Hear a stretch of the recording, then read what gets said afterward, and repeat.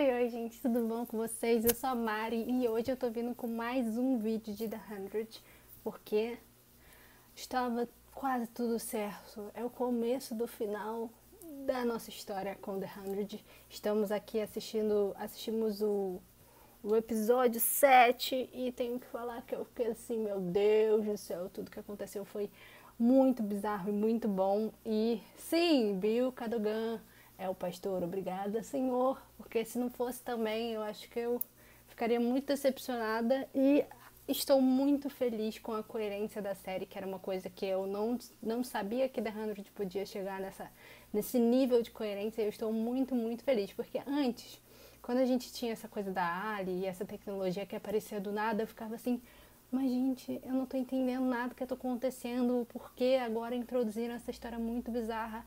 E aí depois foi pra essa coisa de outro mundo com duas luas e eu falei, ok, agora eu entendi que The 100 tá indo pra um nível muito acima. Mas gente, eu tô nas nuvens, eu estou surtando e eu estou muito antecipada. Bem, as minhas duas últimas teorias anteriores, que eu falei que a Becca era a chave de tudo, que Bill Cadogan era o pastor, que tem 30 minutos essa temporada, a gente ainda vai ver, porque a gente só teve o começo de toda a história. E eu fiz uma outra teoria de que tudo era um jogo de xadrez, porque no episódio anterior, o Shenreda, ele meio que deixou a entender essa coisa, tinha um xadrez e tava tendo xadrez demais no negócio da série desde o começo do episódio da temporada. E, bem, não é que eu estava certa. Literalmente esse episódio foi um jogo de xadrez. Mas eu queria falar algumas coisas aqui, abrir para teorias, porque eu acho que eu não vou ficar aqui analisando o episódio. Eu tenho certeza que vocês já devem ter ido no canal da Aline ou de qualquer outra pessoa que possa falar e que possa destrinchar o episódio de uma forma melhor. Eu acho que o meu episódio é pra gente tentar entender o que pode chegar nos próximos e teorizar. Então, se você gosta de teorias, bem-vindo ao meu mundo. O que nos deixa intrigado é que depois desse episódio que a gente descobre que Bill Cadogan é o pastor e que estava todo mundo ali tentando trazer a Clark de volta, o que faz a gente ficar curioso sobre o que aconteceu. Mas tem uma coisa que eu não sei se vocês repararam, mas é que o Bill Cadogan já acordou quando o Anders estava vivo. Agora eu quero saber em que momento e por que ele acordou. Ele foi acordado nessa época, porque ele tá dormindo aí. Eu queria ter essa soneca que o Bill Cadogan tem de poder ficar dormindo. Porque ele deve ter ficado um ano acordado, 50 dormindo, um ano acordado, mais 20 dormindo. Eu queria muito ter isso. Mas eu queria mostrar pra vocês que, como era tudo um jogo de xadrez, o Bill Cadogan, ele precisava saber o que estava acontecendo. Então ele precisou, em algum momento no meio da história, ele sabia quem é a Clark, ele sabia quem era e ele deve ter feito essa estratégia junto com os seus discípulos para poder trazer ela para cá. Só que o que parece é que ele não foi acordado há um pouquíssimo tempo. Porque ele olha pro Anders como se ele fosse uma pessoa totalmente diferente do que ele é hoje. Que ele que foi acordar o Bill Cadogan, né? E aí ele fala, pode me chamar de Bill. Ou seja, ele não... Pra mim, o Anders não tinha aquele posto que ele tava tendo ali naquele momento, sabe? Então talvez ele fosse só um discípulo de outro nível e tivesse meio que sendo um cientista, e agora ele virou o comandante discípulo lá que fica acordando o chefe, né? Mas, então isso mostra que já tem, um tempinho aí que tá rolando esse negócio. Mas, assim, eles falam que eles foram 1000 anos, mas será que o Bill Cadogan tá dormindo há 1000 anos? Gente, eu tô ficando sem reação, assim. Tô sem... Imagina, você dormir 1000 anos agora. Agora que eu lembrei que eles estavam falando que estavam fazendo as pesquisas há 1000 anos. Então, Bill Cadogan tava dormindo há 1000 anos. Gente, amado, o menino tem 1000 anos, ele parece um vampiro. Socorro. Mas então vamos voltar à história aqui e focar, né? Porque eu tô ficando meio perdendo já a noção do que eu tô falando. O que traz essa questão do segundo amanhecer e tudo mais é como Bardo virou esse lugar aí, por que aconteceu isso aí. E eu tenho uma teoria que eu tenho certeza que pode não estar certo, mas é uma teoria, né? A gente vai jogar. Vou deixar aí pra vocês, é que eu acredito, uma teoria que seria muito legal, era que eu ficava me perguntando assim, será que Bardo é um planeta diferente mesmo?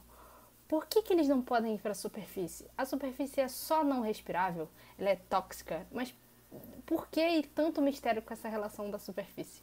E aí eu fiquei pensando assim, analisando junto com a teoria que eu tinha feito antes. Se você tiver, só procurar, que eu vou deixar links aqui sobre as outras teorias em algum lugar. Minha teoria é de que o bardo seria um lugar embaixo da própria Terra.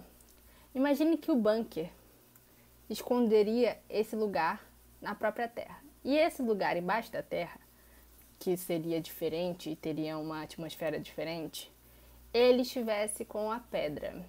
E que aquela pedra ali que a gente vê em Bardo, na verdade, já é a pedra da Terra. Eu não sei, eu tô viajando, mas eu queria muito que fosse isso, porque, ao que dá a entender, os bardonianos estão presos e eles têm que enfrentar uma tal grande guerra. Mas que grande guerra é essa que eu ainda não sei, mas que a gente tá vendo que ele tá recrutando o pessoal, porque é uma luta contra algum grande mal.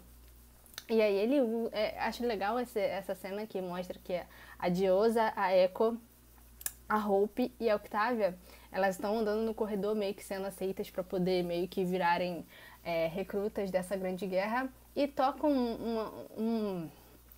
meio que uma citação sobre... É tipo uma reza sobre o apocalipse, que eles vão lutar essa grande guerra. E eles fazem a pequena referência aos 4 cavaleiros do apocalipse.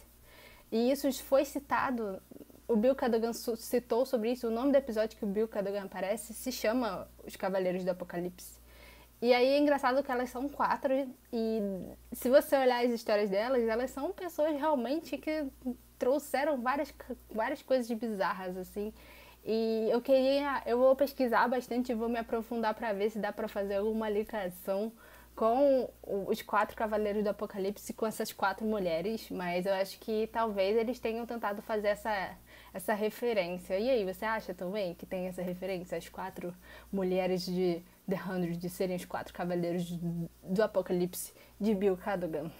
Não sei, mas eu quero. Falando nessas 4 cavaleiras e que elas vão lutar essa grande guerra como discípulas de Cadogan, será que alguém vai morrer? Eu acho que vai. E se fosse chutar o meu palpite, eu chutaria que a Diosa e a Echo irão morrer.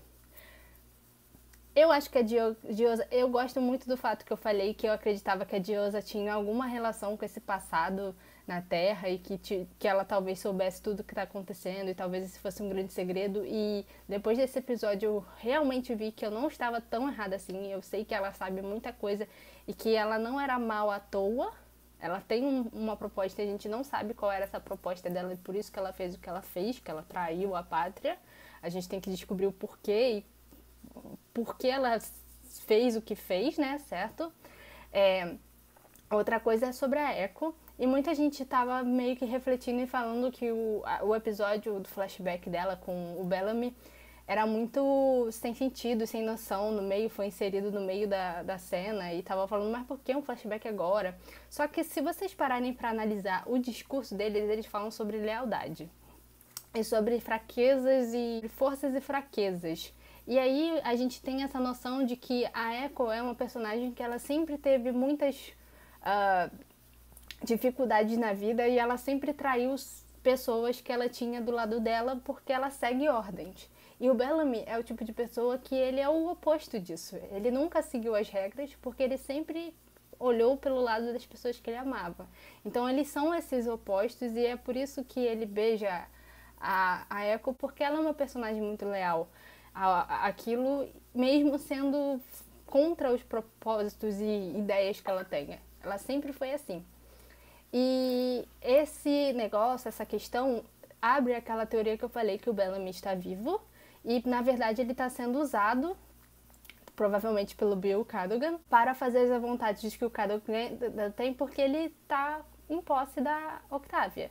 Então, ele diz nessa cena que ele daria a vida dele, que a única questão que ele não segue regras e que ele nunca, tipo, meio que pensaria 2 vezes antes de fazer alguma coisa errada, seria pela irmã dele. Então, eu acho que a Echo pode morrer tentando salvar a Octavia. A gente viu que elas têm uma ligação muito grande. E eu não gostaria porque eu acho que ela é uma personagem muito legal, assim, ela tem essa força e tem essa questão e teve essa evolução durante muito tempo. Mas se fosse pra teorizar, eu acho que seria muito mais pelo esse lado, de Bellamy tá vivo porque ele tá protegendo a Octavia e ele sempre fez isso desde o primeiro episódio. Ele entrou numa arca, ele foi contra tudo isso, então acho que faz sentido ele tá, tipo, ele tá traindo de verdade o lado das pessoas da Terra. Ele tá trabalhando pro pessoal de Bardo, sabe? Então acho que a minha teoria faz um certo sentido e aquela cena pra mim faz um pouquinho de sentido também. Já a Diosa, eu acho que ela quer o melhor pra Hope e ela quer salvar a Hope e eu acho que ela tem muitas questões mal resolvidas na vida dela, porque ela não se perdoa pelas coisas que ela fez no passado. Ela tem esse demônio e não queria que a Hope entrasse nesse lado obscuro. Ela seria uma heroína no final da história, que ela poderia salvar as pessoas, então se fosse pra dizer entre as 4 quem morreria, eu acredito que ela seria a primeira opção. Outra coisa falando sobre morte e sobre coisas relacionadas a quem pode morrer, eu estou quase convicta de que sim, o Murphy pode morrer e eu vou te explicar o porquê eu acho que a nossa barata não vai sobreviver dessa vez. Ou melhor, pode até sobreviver ao último episódio, mas ele não vai sobreviver até o último, ele não vai ficar vivo depois desse episódio. Bem, esse episódio deixou todo mundo na teoria, já tinha rolado essa teoria durante o tempo de que a Emori estaria grávida. Não faz sentido, porque eles dois só ficam juntos e só fazem sexo o tempo todo naquele castelo, então não seria muito difícil isso acontecer. Porém, eu não sei se vocês lembram, mas o Murphy, ele joga na cara do Wells no primeiro episódio de que o pai dele, o Jahal, ele meio que executou, mandou flutuar o pai do Murphy. E ele meio que tem uma questão meio que... uma coisa não resolvida. Ele odeia o chanceler, ele odeia as pessoas de poder dentro da arca e ele vira esse marginal ruim pelo fato dele ter perdido o pai dele. E nesse episódio a gente teve muito dessa conversa do Shinheda e ele fala, somos sobreviventes e tudo mais. E o Shinheda meio que fica jogando nele, na cara dele, falando assim, eu sei que você gosta da Emori, mas você não é uma pessoa que preserva sempre o seu lado. E gente que preserva sempre o seu lado sempre procura o lado vencedor. E eu acho que esse lado vencedor mais favorável é o meu lado e você deveria estar do meu lado. Então o que está te impedindo de estar ao meu lado? Então eu acho que sim, isso pode acontecer.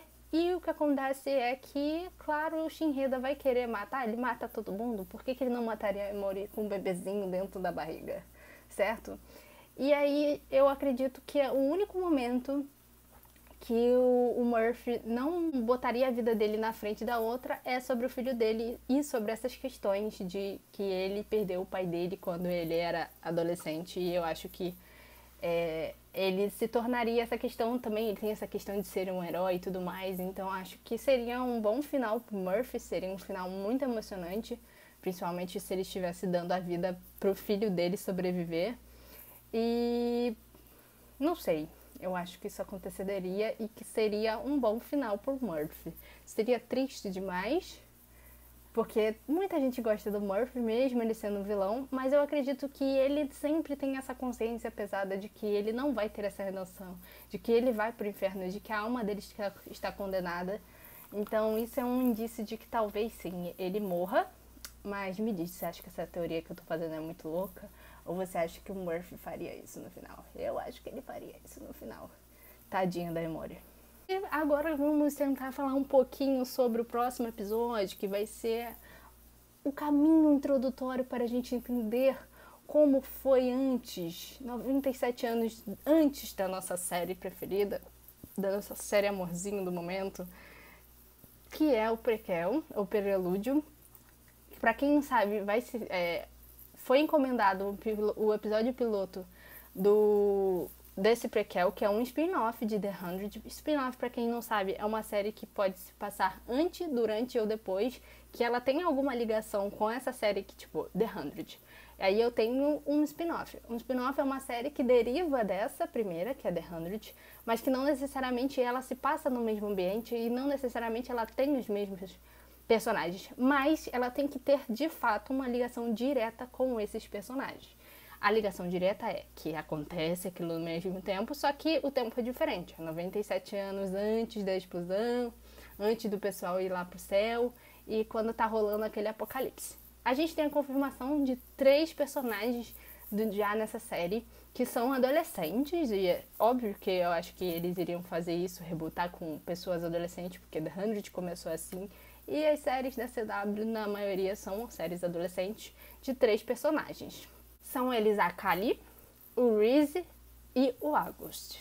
A Kali e o Reese, eles são irmãos. Porém, foi meio que...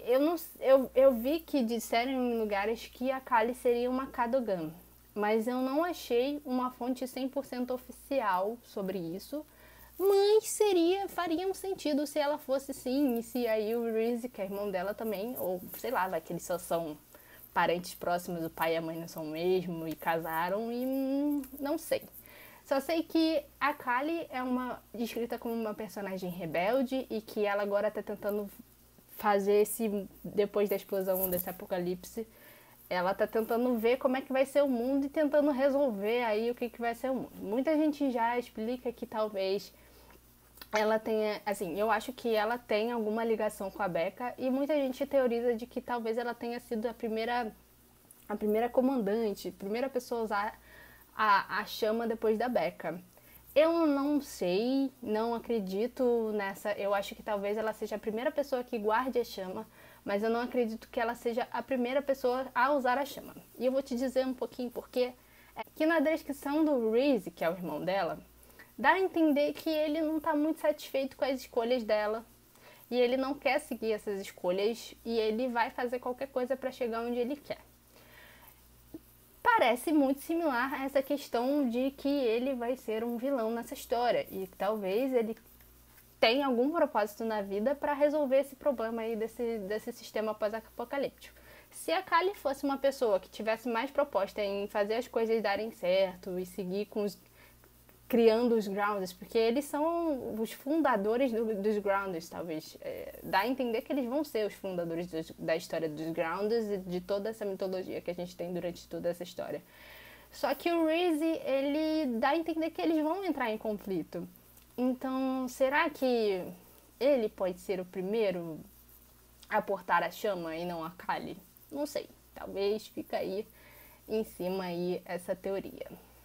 Outra coisa que eu queria falar é que o ator que faz o Reese, que é o irmão da Kali, ele fez uns episódiozinhos de Riverdale. Ele não participou muito não, mas eu espero ver agora ele e vou ficar muito satisfeita se ele for uma pessoa muito boa, um personagem muito bom, porque ele foi contratado e em Riverdale ele não tinha nem 3 falas. Mas, voltando. E aí tem o August, que é um músico, uma pessoa good vibes, que cuidava do planeta e que defendia o planeta, e que agora ele tá tentando viver nesse mundo pós-apocalíptico que destruiu tudo. Então, imagina uma pessoa que sempre tentou cuidar do planeta e o planeta foi destruído. Como é que essa pessoa vive agora? E aí, se a gente faz uma teoriazinha, é que eu acho que a Kali vai se interessar pelo August. E aí, o Reese não vai gostar muito, porque ele é muito paz e amor. E musiquinha, vamos tocar musiquinha e é a vida que segue. Pra finalizar aqui, eu tenho uma teoria que eu tenho certeza que não vai acontecer, mas que eu queria muito que fosse uma ligação. Eu queria muito que revelasse, é uma teoria muito doida, tá, gente? Eu já estou falando. Que revelasse que a Raven, de alguma forma, fosse descendente da família da Becca. Por quê? Eu vou explicar pra você. Menina Emori tá ficando aí, outra ligação de que eu acho que a Emori tá grávida também. Menina Emori tá aí procurando aí os pais e os filhos, dando uma questão de DNA. Eu acho que também tem uma ligação de que alguma pessoa vai se revelar como parente, um descendente.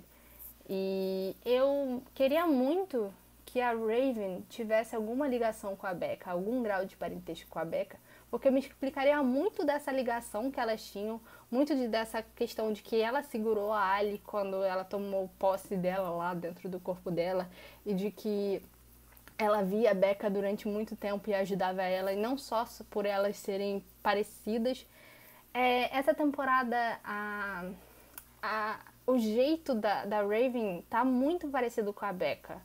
Então acho que se fosse pegar tipo um spin-off, talvez se a gente tivesse uma ligação que mostrasse que um parente da Raven estava na Terra e no céu e eles foram separados e eles eram parentes da Becca, seria muito legal. Eu acho que a Raven é um personagem que todo mundo gosta, então se você bota uma descendência aí no spin-off, seria muito mais fácil da gente gostar da série, né? Mas não sei. Fica aí o questionamento. Mas eu tô muito animada pro que tá vindo da série. Tô muito animada pro próximo episódio. Fiquei surtando quando eu vi esse episódio. Eu falei que Bill Cadogan estava no caixãozinho, igual um vampirinho. E, nossa, eu acho... E vai ser muito legal ver ele no spin-off o mesmo ator, como eu falei. Que faz sentido ter uma ligação, assim, tipo, de ser o mesmo ator pra gente rolar uma identificação e pra ter a ligação com o prequel. De, tipo... Ah, ele tá contando a própria história, então é sensacional. E eu queria muito, muito, muito ver o passado da Indra. Eu queria muito ver a história, já que o spin-off vai contar sobre os Grounders e a descendência dele, eu queria muito ver como é que foi o Shinreda, por exemplo. E que talvez ele tenha uma ligação com essa grande guerra, não sei, porque ele tá muito frio calculista e ele tinha chama quando ele foi comandante. Então ele sabe mais ou menos o que tá acontecendo com essas questões da pedra, porque a menina Mad tá vendo tudo, não faz sentido só a Mad ter meio que acessado esses espaços vazios aí. Mas é isso, eu espero que vocês gostem. Me diz aí qual teoria que você acha que vai acontecer e qual teoria você acha que não vai acontecer. Um beijo e até a próxima!